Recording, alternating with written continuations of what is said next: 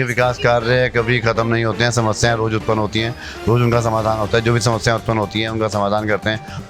जी, तो सर अभी जैसे कि आप टिकट की तो कितने % चांसेस लगते हैं आपको कि इस बार बीजेपी आपको टिकट देगी? देखिए, अगर मैंने कार्य करा होगा और लोग मुझे जनता प्यार करेगी और जनता की जो आवाज़ होगी और पार्टी जनता की आवाज़ सुनती है तो निश्चित रूप से टिकट प्रदीप बत्रा को ही मिलेगा। ये कहते कहते हैं करते कम है, तो इस पर आप क्या कहना चाहेंगे? नहीं, जो आज चुनावी जुमले बता रहे हैं और चुनावी वादे करने के लिए लोग आ रहे हैं, उस टाइम कहाँ थे जब कोरोना की दूसरी लहर आई थी। विधायक रहा हूँ और मैं सेवा के लिए विधायक बना दो, सेवा ही मैंने करी है।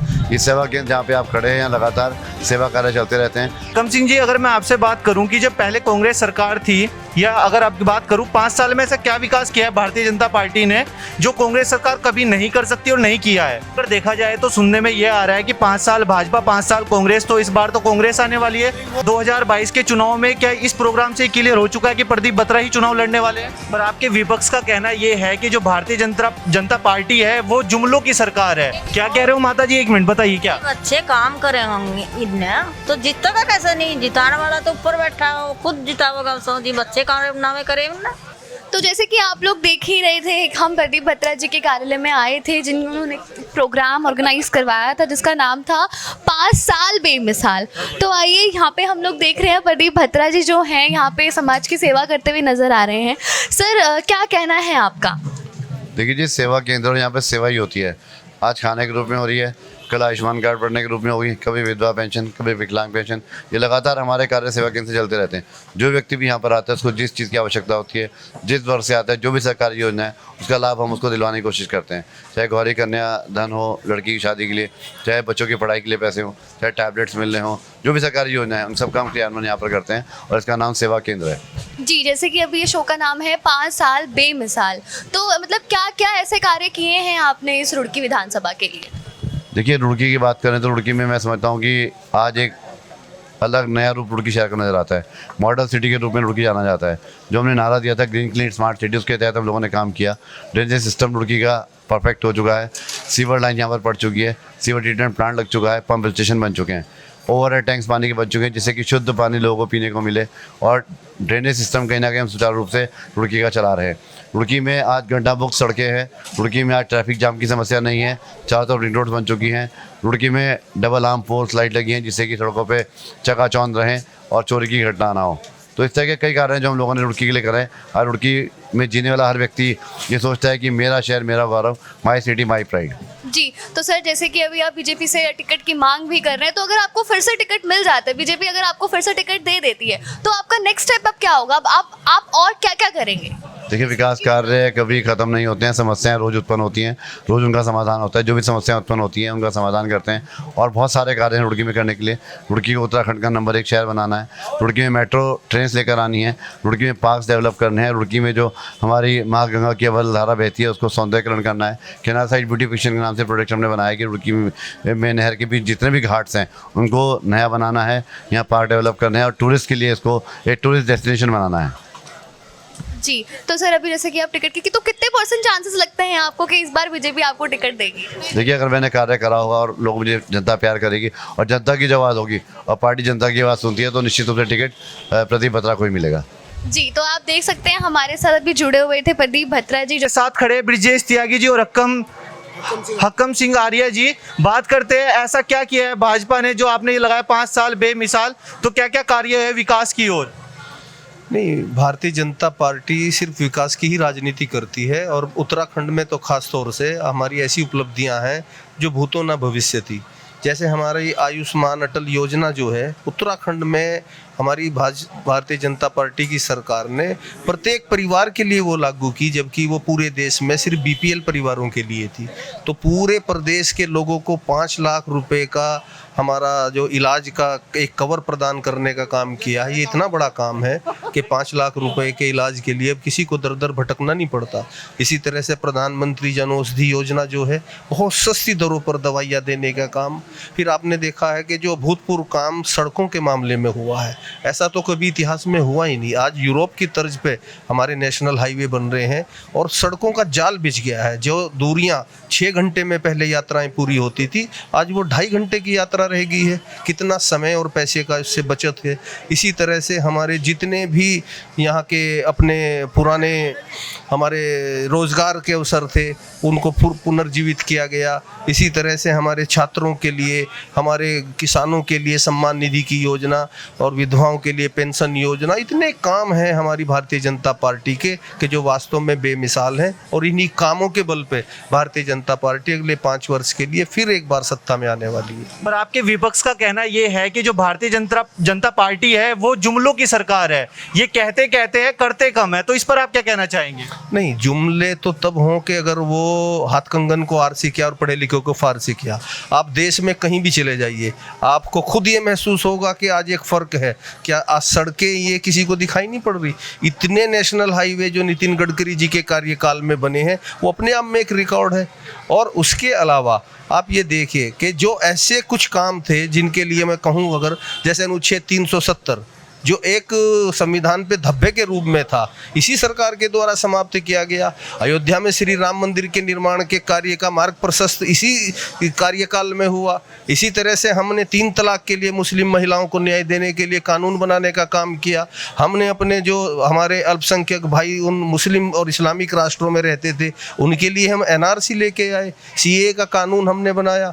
तो भारतीय जनता पार्टी तो अनवरत जो काम कर रही है वो दिखाई पड़ रहे हैं। इसलिए जुमलों की सरकार जो लोग कहते हैं उनके पास चूंकि कोई मुद्दा नहीं है, मोदी जी के नेतृत्व के मुकाबले उन पे कोई नेतृत्व नहीं है, इसलिए वो हताशा और निराशा में ऐसी बात करते हैं। नहीं तो ये काम की सरकार है, जुमलों की सरकार नहीं है। हक्कम सिंह जी, अगर मैं आपसे बात करूं कि जब पहले कांग्रेस सरकार थी, या अगर आपकी बात करूं 5 साल में ऐसा क्या विकास किया है भारतीय जनता पार्टी ने जो कांग्रेस सरकार कभी नहीं कर सकती और नहीं किया है? कांग्रेस तो भारतीय जनता पार्टी के विकास के आसपास भी नहीं है, और तुलनात्मक अगर रूप से देखें तो अन्य कोई भी पार्टी भारतीय जनता पार्टी के आसपास भी नहीं है। तो जो आसपास ही नहीं उससे तुलना कैसे करी जा सके? तो तुलना तो उसकी हो जो कोई आसपास हो। ये और सब पार्टियों से हर नीति रीति में सब कार्यों में बेहतर है। लेकिन अगर देखा जाए तो सुनने में ये आ रहा है कि 5 साल भाजपा 5 साल कांग्रेस, तो इस बार तो कांग्रेस आने वाली है। वो पिछली बार लोगों को किसी कारणवश भ्रांतिवश या किसी वश गलती हो जाती थी, अब सब लोगों ने अच्छी तरह जान लिया। और पिछला जो कार्यकाल मोदी जी का रहा है विशेष रूप से, उससे सब लोग प्रभावित हैं। सभी लोग जानते हैं कि जब केंद्र में मोदी की सरकार है तो राज्य में मोदी की सरकार रहनी चाहिए। कोई ऐसा क्षेत्र नहीं है जहां इस सरकार ने अपना उल्लेखनीय सर्वश्रेष्ठ कार्य और प्रदर्शन ना किया हो। तो 2022 के चुनाव में क्या इस प्रोग्राम से क्लियर हो चुका है कि प्रदीप बत्रा ही चुनाव लड़ने वाले हैं? निश्चित। यहाँ तो वैसे तो हम ऐसे लोग हैं भारतीय जनता पार्टी के समर्थक हैं। भारतीय जनता पार्टी जिस भी व्यक्ति को यहाँ से अपना प्रतिनिधि भेजेगी। क्या कह रहे हो माता जी, 1 मिनट बताइए क्या? अच्छे काम करे होंगे इनने तो जीतेगा कैसे नहीं? जिताने वाला तो ऊपर बैठा हो, खुद जितावेगा सो जी, बच्चे काम नामे करे ना। तो माता जी का कहना ये है कि प्रदीप बत्रा जी ने इतने अच्छे काम किए तो जीतना तो पक्का ही है। और फिर आज जैसा हमने कार्यक्रम में भी कहा कि प्रदीप बत्रा का जो स्वभाव है, जो चेहरा है, वो चुनाव में वोट मांगते हुए भी ऐसा ही था, आज भी ऐसा ही है। तो हम तो चाहते हैं ऐसा विधायक अब नहीं बार बार जीता रहे, जिसका चेहरा वोट मांगते हुए भी वही रहा है और वोट के बाद भी वही रहा है। क्योंकि वोट मांगने वाले चेहरे को तो हमने पसंद किया है ना, और जब उसका चेहरा वही है, बदला ही नहीं, तो उसे तो बार बार जिताते रहेंगे। उसे कौन हराएगा जब वही चेहरा है भाई उसका? वो तो जब चेहरा बदल जाता है, आदमी दूसरा भेष बदल का आता है वोट मांगने के बाद, तो उसे धुतकारते हैं लोग। तो जब व्यक्ति बदलता ही नहीं अपने का स्वभाव को, तो उसे क्यों धुतकारेंगे? अगर भारतीय जनता पार्टी दोबारा यहाँ जीतती है तो आगे क्या योजनाएं हैं जो रुड़की में विकास होने वाला है? नहीं, रुड़की के विकास का जो खाका प्रदीप बत्रा जी ने बना रखा है उसकी आधारशिला उन्होंने रख भी दी है। अभी कुछ कार्य शेष हैं, जैसे एक आध पुल की अभी और आवश्यकता है। ख़ास तौर से हमारे रुड़की में जो ट्रैफिक की समस्या है उस पे उन्होंने एक बहुत अच्छा प्लान बना रखा है, और वो अगर लागू होगा अगले 5 वर्षों में तो निश्चित रूप से इस जाम की समस्या से भी रुड़की को निजात मिल जाएगी। इसी तरह से वेंडिंग जोन की यहाँ कुछ समस्या है, उसके लिए उन्होंने कार्य योजना बना रखी है। और अभी रुड़की के आधे क्षेत्र में जो ADB से कार्य चल रहा था उसमें सीवर लाइन नहीं डल पाई है, वो कार्य भी अगले 5 वर्षों में पूरा होना है। और निश्चित रूप से जल भराव की जो एक समस्या है उसके लिए एक नाले का बहुत वृहद इन्होंने एस्टीमेट बनवा के उसकी कार्य योजना तैयार की है। ये 2-3 समस्याएं अगर रुड़की की हल हो जाएंगी तो रुड़की समस्या मुक्त हो जाएगा। रुड़की की आधे से ज़्यादा समस्या वो हल कर चुके हैं। और निश्चित रूप से मैं एक बात और कहना चाहता हूँ कि प्रदीप बत्रा जब से विधायक बने हैं तो उन्होंने विधायक की जो कार्यशैली अपनाई है उससे कार्य संस्कृति में बदलाव आया है। पहले विधायक जो है सत्ता के प्रतीक माने जाते थे, लेकिन प्रदीप बत्रा की जो कार्यशैली है वो सेवा की है। वो सेवा के रूप में लोगों के साथ मिलजुल कर काम करने के लिए विधायक हैं। उन्होंने कभी अपना आचरण सत्ताधीश की तरह से नहीं किया। ये जो कार्य संस्कृति का परिवर्तन है निश्चित रूप से ये राजनीति में एक सकारात्मक चीज़ है। और रुड़की पढ़े लिखों का शहर है, शिक्षा नगरी है, वो प्रदीप बत्रा जैसे लोगों को ही पसंद करती है। यहाँ जो अराजक तत्व हैं, गुंडागर्दी के दम पर जो नेतागिरी करना चाहते हैं, उनके लिए कोई स्थान नहीं है।